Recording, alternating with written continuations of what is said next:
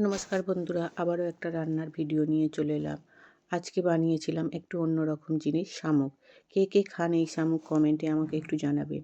আর এই যে শামুকটা এসেছে বাজার থেকে, সেটা কিনে দিয়ে গেছে আমার নন্দাই।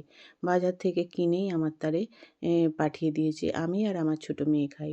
ছোটো মেয়ে ছিল না বলে আমি এটা রান্না করিনি, ফ্রিজের মধ্যে রেখে দিয়েছিলাম। আর যখন এটা বার করি তার আগের দিনই আমার নন্দাই মারা গিয়েছিল, যার জন্যে মনে হচ্ছিল এই জিনিসটা ফেলে দিই। কিন্তু আমার মেয়ে বলল, না মা, ফেলবে না, কারণ পিসিমশাই রান্না লাস্ট জিনিস আমাদের তারে পাঠিয়েছে, আমরা এটাকে খাবো।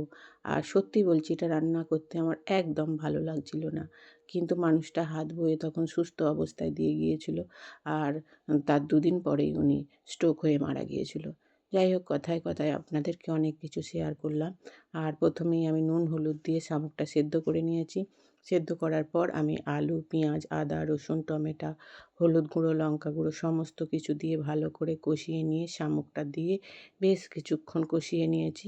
আর তারপরে দেখুন কত সুন্দর কালারটা হয়েছে। আর সবসময় রান্না করছি আর মানুষটার কথা খুব মনে পড়ছিল।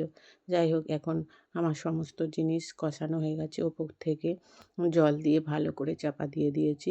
আর এই জিনিসগুলো কিন্তু সবসময় বাজারে মেলে না, আমাদের এদিকে তো তেমন দেখাই যায় না। জিনিসগুলো আমার নন্দাই প্রত্যেকবার কিনে দিয়ে যায়। যাই হোক, রান্নাটা হয়ে গেছে। ওপর থেকে গরম মশলা আর ধনেপাতা দিয়ে নামিয়ে নিই।